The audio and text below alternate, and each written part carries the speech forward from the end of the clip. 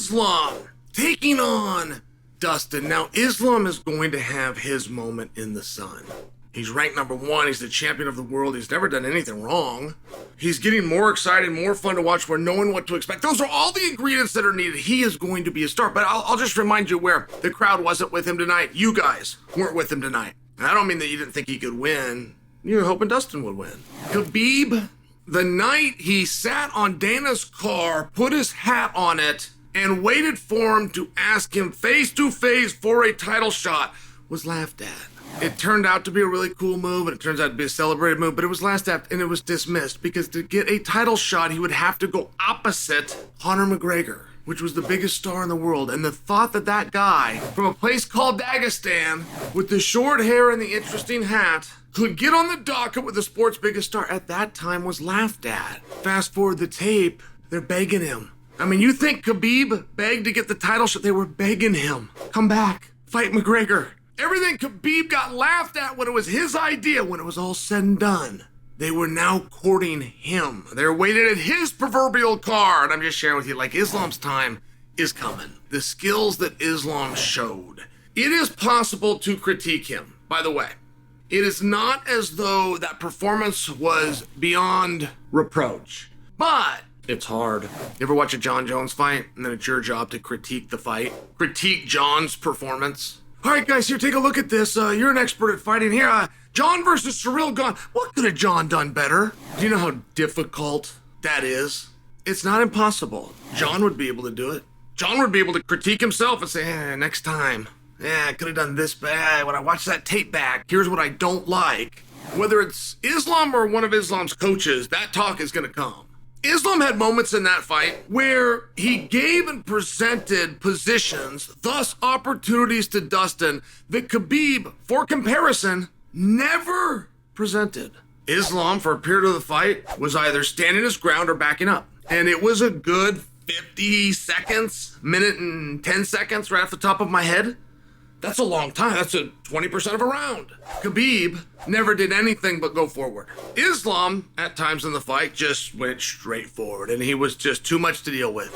I've never seen a team where if your back hits the fence, just collectively as a team, if your back hits the fence, you're getting taken down. A great place to learn defense is put your back on it. The other guy can't take you, the wrestler can't take you down for a variety of reasons. I mean, I could really get into the X's and O's.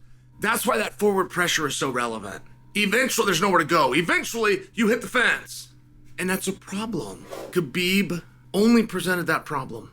Whereas Islam, and I believe it was out of stubbornness, I believe there was ego involved. Dustin told Islam yesterday at the weigh-in, you're going to leg dive. You're going to leg dive all night. And Islam said, no, there'll be a point where I don't. There will be a point in this fight where we will play your game. And I'm going to beat you there too. And no, Islam didn't say all those words. I'm paraphrasing and adding to it, but that did happen. That exchange did happen. And when Islam did get to his feet, stood his ground and backed up, look, they started boxing and Islam looked great. Oh my God, he looked great. He was throwing ones and twos, and he was throwing ones, going twos to the body and hooks to the head, and then he went 1-1-2, 1-1-2. Like, it, basic of a combination as that is, that's very hard to land on a guy that's out there moving and as good as Dustin, not to mention Dustin's a counterpuncher. Not to mention, as much as we all know that Dustin had a chance because Dustin could knock him out like he did Saint Denis, and Islam has been knocked out before. Like, as much as we all know that to be true, you think Islam doesn't know that? You think Islam doesn't have those same apprehensions and questions himself, what will happen if I return to that same position? Sure he does. He went and did it anyway. So on one hand, there's a compliment to give to Islam, but the other side of that coin is he presented an opportunity. And he presented that opportunity, I believe, with an idea of ego in mind, his own. And that is just something that they'll go back. Khabib will talk to him about. Javier will talk to him about. And Islam will have to make a decision on. And that's as critical as I can get, because that is as dominant of a performance as you're ever going to see. And it was a real treat, by the way. There was nothing boring about that fight. It was awesome. There was nothing dull or boring about Islam's style or Poirier's. There was, quite frankly, even within the submission, that was a wow moment. It looked as though Dustin had survived everything and was going to continue to survive everything. I looked away and they go, he tapped, and I was, he did? I didn't see him tap. I thought he went out. What incredible heart. Mark Munoz once said, and I realize this isn't Mark's quote, but I heard it from Mark. Combat does not create character, and so many people say that it does. Instead, it reveals character. If that's true, or if we want to make believe it's true, what incredible honor Poirier brought to himself and his name and his family.